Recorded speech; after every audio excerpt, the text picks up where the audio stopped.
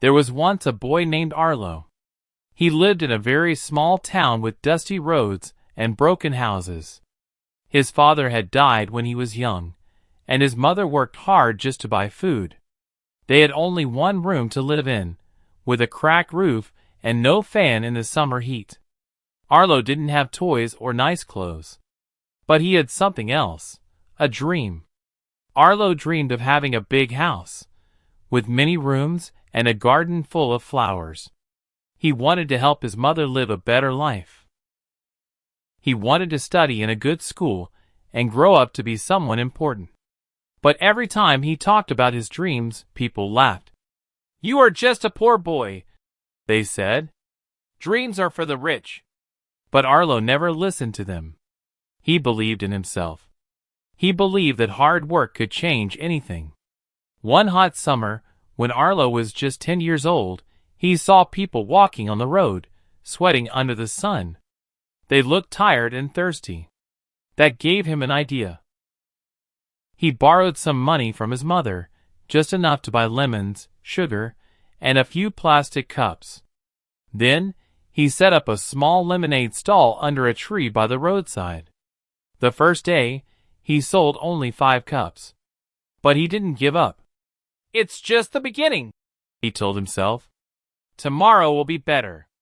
Every day after school, Arlo would go to his stall. He smiled at people. He made his lemonade fresh and cool.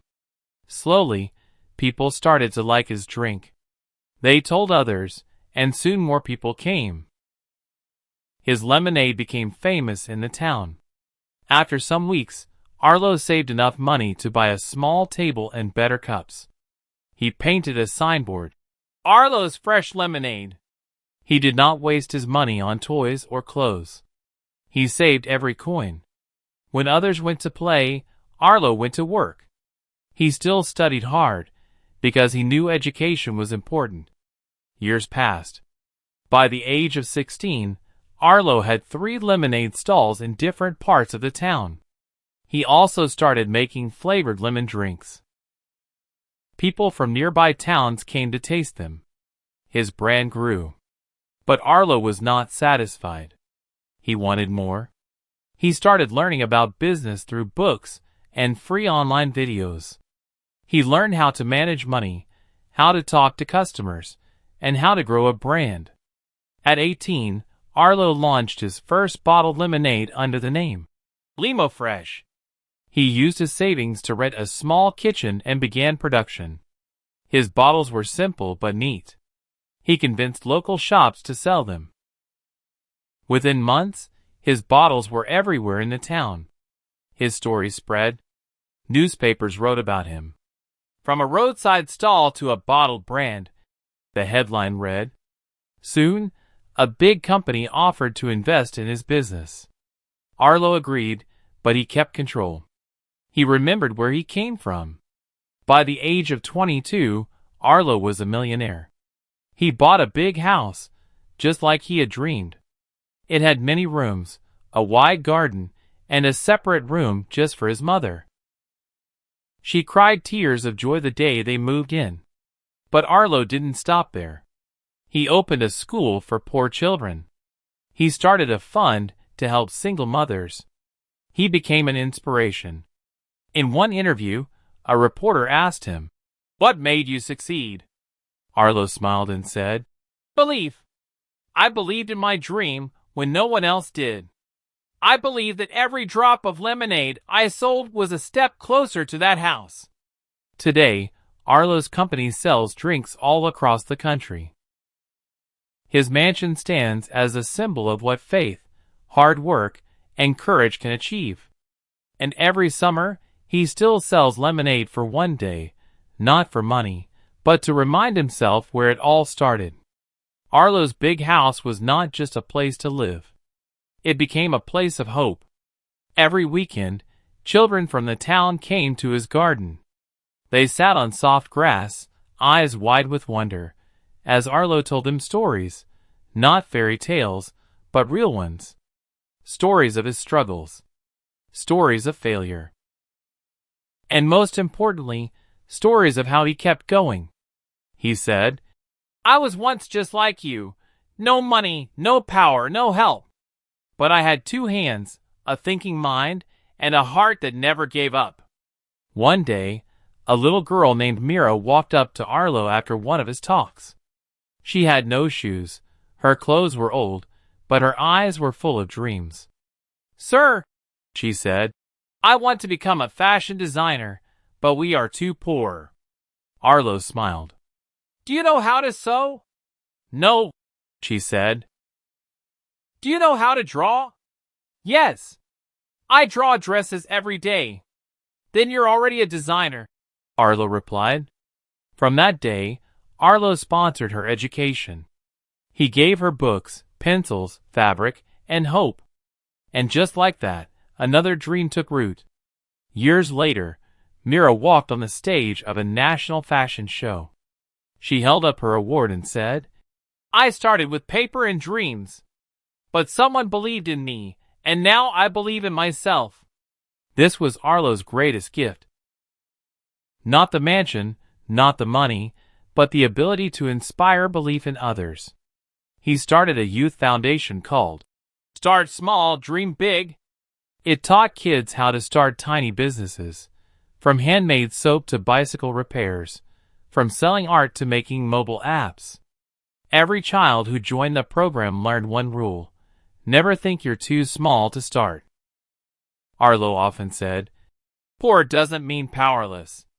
It only means your story hasn't started yet."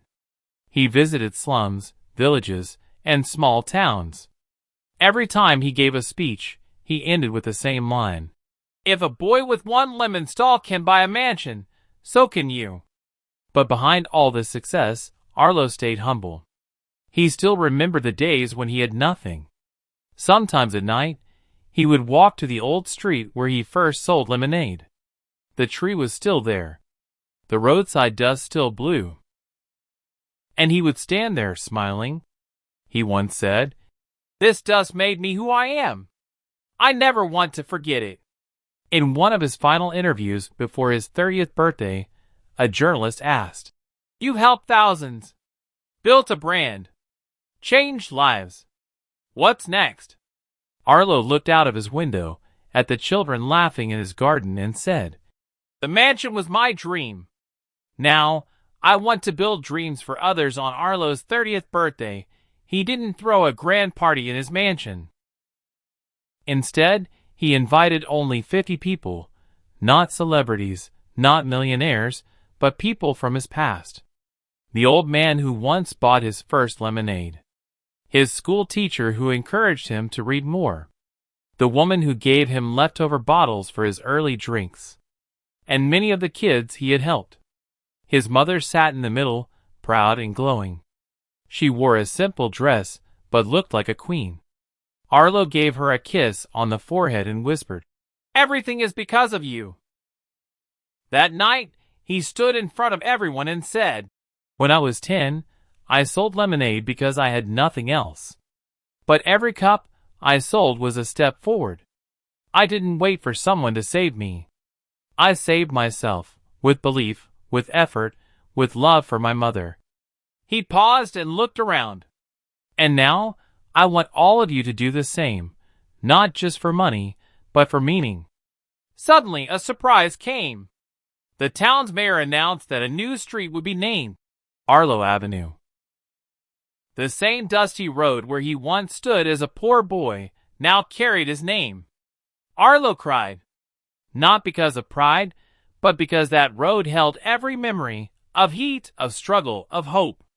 But the story doesn't end there. One day, Arlo saw a little boy sitting by the road with a small juice stall. The boy's sign was shaky, and the juice was warm. Arlo stopped and bought a cup. "You remind me of someone," Arlo said kindly. "Who?" the boy asked. "A boy who once sold lemonade and bought a mansion." Arlo smiled. The boy didn't understand. But Arlo gave him a gentle pat and walked away, knowing that someday, maybe years later, that boy would remember. Because dreams are like seeds. Sometimes you plant them, and they bloom much later. The legacy today: thousands of kids know Arlo's story. It's in schools, in books, and in homes where people struggle but refuse to quit. His life proves that you can be born with nothing and still create everything. You can be laughed at and still rise. You can be poor, but your dreams don't have to be. He once said, "You don't need magic. You need a mission. And that mission is to start, even with one lemon, even with no money, even if no one believes in you. Because belief is free. And like Arlo proved, it is the most powerful thing you can have. Start small. Stay kind. Keep going. Because the world doesn't remember what you had. It remembers what you made of it. Just like Arlo." Studio microphone. This was the true story of Arlo, the boy who turned lemons into dreams. Share this story with someone who needs hope. And remember, you don't need to be rich to make a difference. You just need to begin. Years passed. Arlo was no longer just a businessman. He became a mentor, visiting schools, speaking to youth centers, and helping young dreamers who had no one else to guide them. He always carried one thing in his pocket: a small plastic lemon keychain. It reminded him of where it all began. One day, he received a letter from a young girl named Alina. She lived in another poor village far from his hometown. Her father had left, and her mother sold vegetables to survive. Alina wrote, "Sir Arlo, I read your story in a school book. I want to be like you. I don't have much, but I made a mango drink and sold 3 bottles. My friends laughed at me, but I didn't stop. Because you didn't stop." Arlo smiled. He didn't reply with just a letter. He visited her. He helped her improve her recipe, gave her a small grant, and sat beside her as she sold her first 50 bottles at the village market. The entire town watched in surprise. A millionaire sitting on a wooden stool beside a 12-year-old girl. It was the same energy, the same fight that he had once lived through. When asked why he helped her, he said, "Because when I had no one, I prayed someone like me would come. I couldn't wait. So I became that person. And now, I'll be that person for her." Arlo's final mission at age 45, Arlo wrote a book titled, "From Lemons to Light." It was not about money. It was about mindset. The book became a global bestseller. It was translated into 20 languages. It told readers, you don't need the world to believe in you. You just need to start believing in yourself. The book's first sentence read, "My story began with thirst, not for water, but for change." He donated all the money from the book to create the Arlo Foundation, which trained children from poor backgrounds in entrepreneurship, communication, and basic business skills.